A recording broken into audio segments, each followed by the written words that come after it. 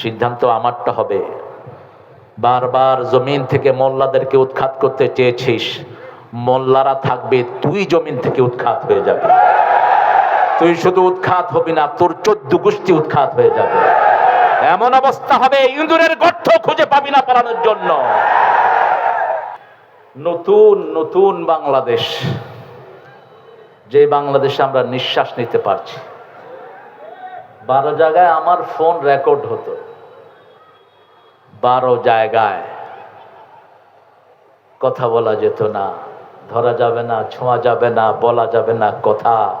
রক্ত দিয়ে পেলাম শালার এমন স্বাধীনতা। এখন আল্লাহ উন্মুক্ত করে দিয়েছেন, আল্লাহ শুকর আদায় করছি, আবার পড়ছি আলহামদুলিল্লাহ। নবযাত্রা যুব সংঘের উদ্যোগে বৈষম্য বিরোধী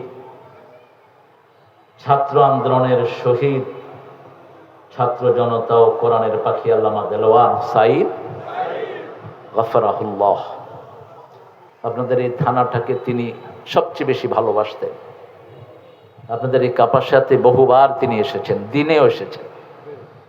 বৈষম্য বিরোধী যে ছাত্ররা জীবন দিয়েছে, আল্লাহ তাদেরকে জান্নাতুল ফেরদাউস দান করুন। আল্লামা সাইদি রাহিমাহুল্লাহকে আল্লাহ সাইয়েদনা হামজা রাদিয়াল্লাহু আনহুর সাথে জান্নাতুল ফেরদাউসের শ্রেষ্ঠ মাকাম দান করুন। কার দলে? কার দলে? বলা হয় কোন দলীয় না, অবশ্যই দলীয়। আমরা সব মুসলমান, আমরা ইসলামের দলে থাকবো। যারা ইসলামকে পছন্দ করে তাদের সাথে থাকবো, ঠিক কিনা? কিসের দলহীন? মুসলমান কোনদিন দলহীন থাকতে পারে না। আমাদের দল ঠিক করে দিয়েছেন কে? আল্লাহ ঠিক করে দিয়েছেন। তো নির্দলীয় কেন বলেন? নির্দলীয় তো বলবে শয়তান। শয়তান যখন যেখানে তখন সেখানে, যখন যেই রূপ তখন সেই রূপ, ঠিক না বেটি? আমাদের একটাই রূপ, লা ইলাহা মুহাম্মাদুর। এই জন্যই আমরা হিন্দুদের মন্দির পাহারা দেই, আমরা কোন মানুষের উপর আক্রমণ হতে দেই না। কারণ আমার আল্লাহ বলেছেন, আমি যেরকম সবার জন্য সমান, আমার দল যারা করবে তারাও সবার জন্য সমান অধিকার ইনসাফ কায়েম করবে। এক দলই নজির স্থাপন করেছে, তাদের কর্মীরা দিন রাত জেগে হিন্দুদের মন্দির পাহারা দিয়েছে।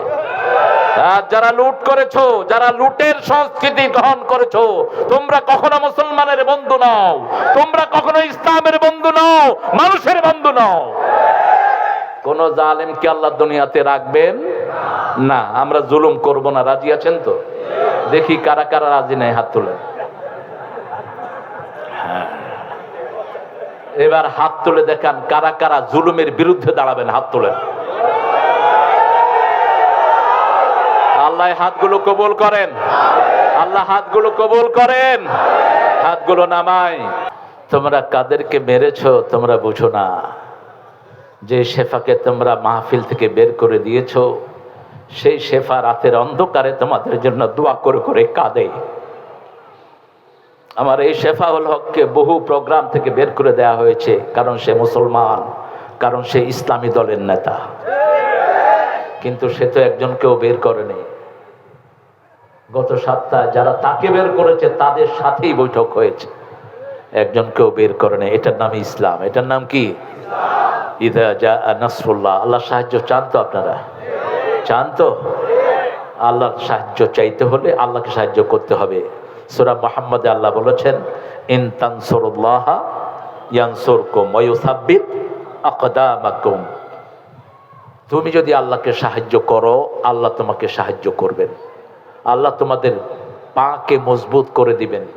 কোত্থেকে হঠাৎ করে 1 ঘন্টা আগেও যিনি জানেন না, তিনি ভেগে যাবেন।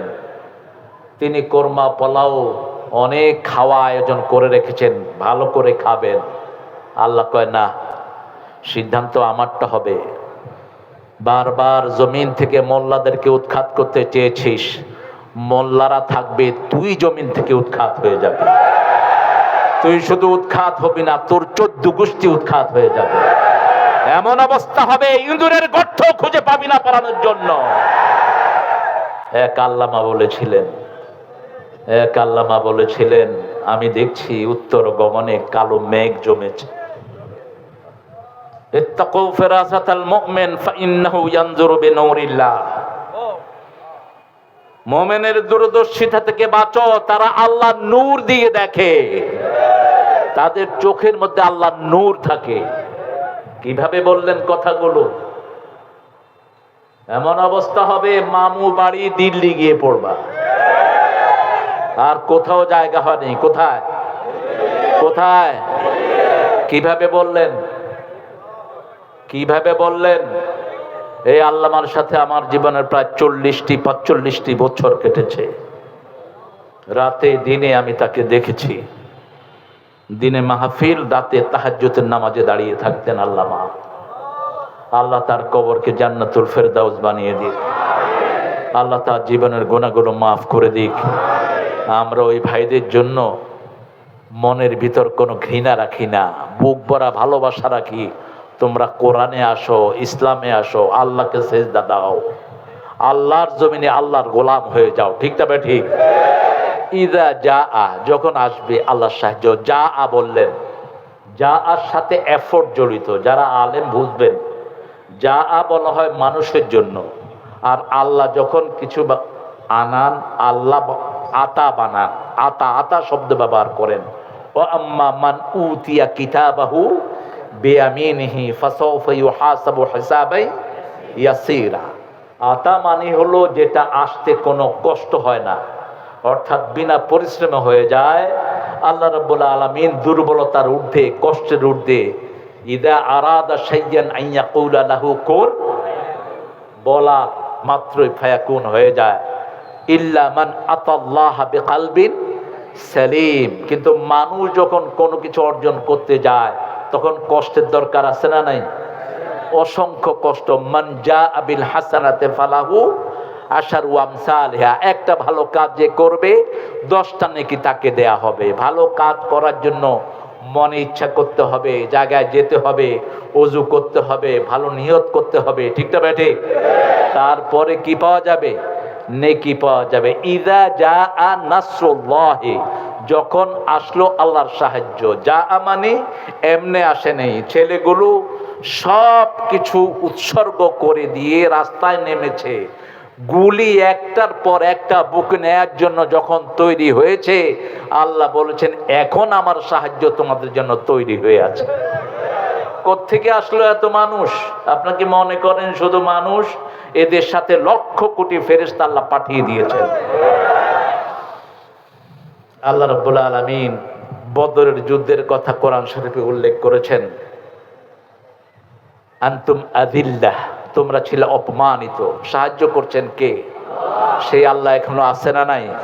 আমরা একজনের উপর ভরসা করেছি, তিনি কে? আল্লাহ। আল্লাহ রাব্বুল আলামিন আমাদেরকে সাহায্য দেওয়ার অঙ্গীকার করেছেন। ওয়াকানা হাক্কান আলাইনা নাসরুল মুমিনিন। আমরা যদি মুমিন হতে পারি, ছেলেগুলো মুমিন ছিল, রাজপথে দেখেছেন নামাজ পড়েছে। হিন্দু ভাইরা নামাজ পড়ে নেই, তাদেরকে সুন্দর করে বসে থাকার জায়গা করে দিয়েছে। ঠিক না ঠিক? ঢাকা ভার্সিটির একজন শিক্ষক তিনি বলেছেন ঢাকা ভার্সিটির অঙ্গনে কোরআন তেলাওয়াত হতে পারবে না। পরে তিনি আবার ডেকে নিয়ে বললেন আমার রুমে কোরআন তেলাওয়াত করো। এটাই হলো পরিবর্তন, এটাই হলো ইসলাম। এই ইসলামকে আনার জন্য আমাদেরকে ধৈর্য ধারণ করতে হবে। রাসূল সাল্লাল্লাহু আলাইহি ওয়াসাল্লাম বলেছেন 3টা কাজ কখনো করবা না। কয়টা? কখনো কোনো সম্পদ নষ্ট করবা না। কোনো সম্পদ নষ্ট করা হারাম।